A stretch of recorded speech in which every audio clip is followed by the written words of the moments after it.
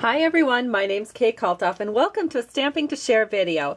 Today I'm going to show you how to create this wonderful, happy, wonderful Christmas card.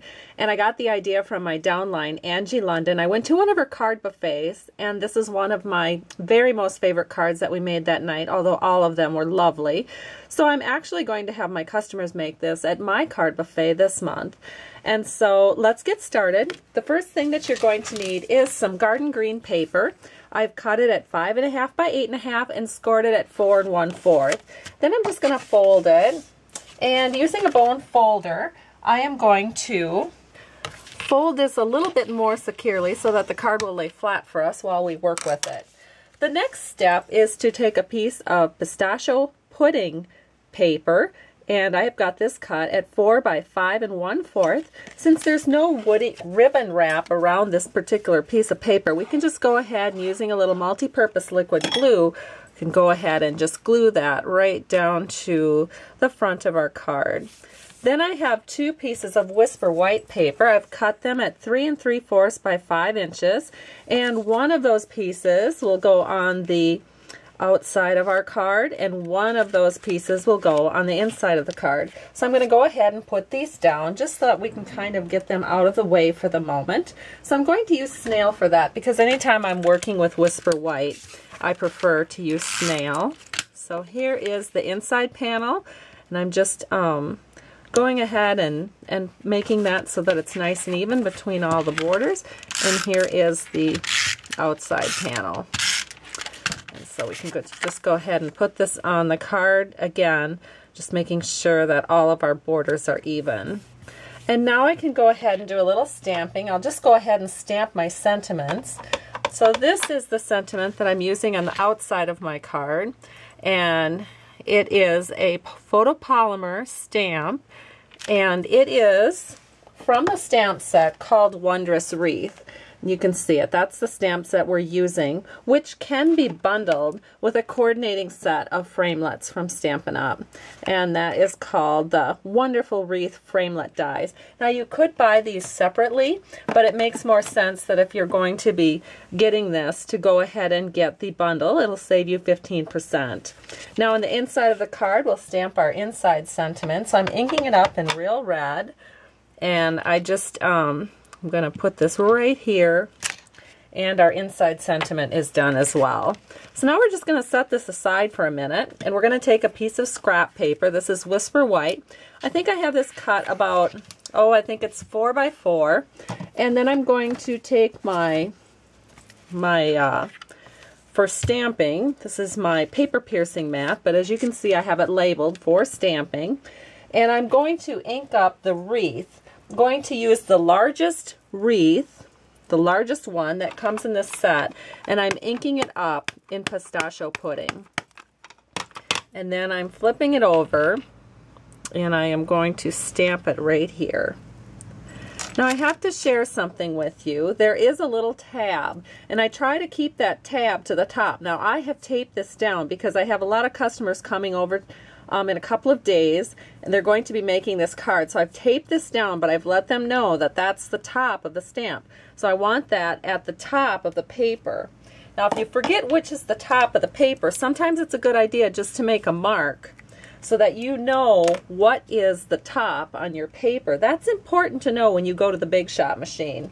And then the next thing that we're going to do is we're going to ink up the next size wreath layer in garden green, and as long as we know what the top is, this will fit on here real easy. So we are just going to, let's see, I have to move it a little bit my way. We are just going to set this right over the top of that wreath, and as long as we have it going towards the top, it should line up pretty well. And there it is. Now you can see some of these leaves fit right over the top of those other leaves. That's why it's important to make sure that your direction is to the top and to the top. And then of course we have our little berry wreath, and again I have that marked to the top. Now this one's not quite so important because it doesn't matter so much on the outside, but as long as the other ones say to the top, we'll make this one say to the top too. So I just stamped that right there, and now we have our lovely luscious berries on our wreath. Now it's time to cut this with our framelit die. So I have the Big Shot right here, and I've got my magnetic plate, and then I have my cutting plate, which you can see is quite well worn. And here is my wreath. Here is the top of my paper. You can see the mark.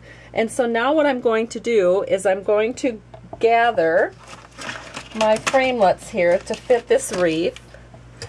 And there is a pinnacle piece that designates the top of this framelit. So that will fit right. Well, I need to get it lined up here with the magnetic plate so I don't lose where I'm going. But you can see that this fits in here just perfectly. So the top piece goes there, and then the top piece of this framelit goes to the top right here. And again, that lines it up. And just like that, we have it all lined up. Now, if you do not remember where the top of your paper is, it's going to be a little more tricky trying to figure out where that is. So it's always a good idea to mark the top of your paper and to keep your framelets to the top based on where that lip is. So now I'm just going to run this through the Big Shot machine, and away we go.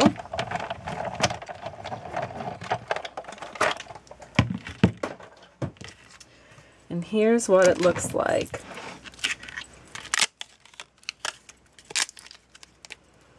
And we have a wreath that's been perfectly cut out. Look at that. Oh, I love that. I just think this is the greatest stamp set. I know we got to try this at convention, and that was like one of the first stamp sets that I ordered because I was so enthralled with how beautifully that cut. All right, then the next thing we're going to do is we're going to take about a 4.5 inch piece of our silver 1/8 inch taffeta ribbon. And you can either make it look a little bit like a loop on top or just go straight down. I kind of think it looks cool just going straight down. So then I'm just going to set this like so. And I'm going to get a piece of Scotch tape, and then flipping it over, I can just tape this on to the back of the wreath. And so now I have this is where the hanger is of the wreath. I can kind of spread these out here at the bottom to make it look a little more nifty. And then we can take our scissors and just trim those up a little bit so it looks a little more finished. There we go. All right, so now the next thing is to grab our original piece here, and then using dimensionals, we are going to adhere our wreath piece onto our card. So I figure about 4 dimensionals will make this really stand up and give it a lot of support. So once we have our dimensionals on, then we just have to peel the backings off, and then we can go ahead and set this onto our card so that it looks like this. Probably get this up a ways. There we have it, just like that. Isn't that cool? I think that looks so good. But now, to give it the finishing touch, I did take some red glimmer paper. I ran it through the Big Shot machine with the bow framelit that is also part of that wonderful wreath framelit set. And we are just going to use a mini glue dot. Let's see if I can find them. Here they are. I'm just going to take a couple of mini glue dots, and I'm just putting the mini glue dots onto the bows. So we have 2 mini glue dots onto the bows, and that's just going to set right like this. And our card is done. Hope you've enjoyed this tutorial. Have a great day. Thank you so much for stopping by Stamping to Share. If you need to place an order and get this beautiful bundle in your stamp room, visit my blog at www.stampingtoshare.com, and you will find links there in which you can place online orders. Have a great day. Bye-bye.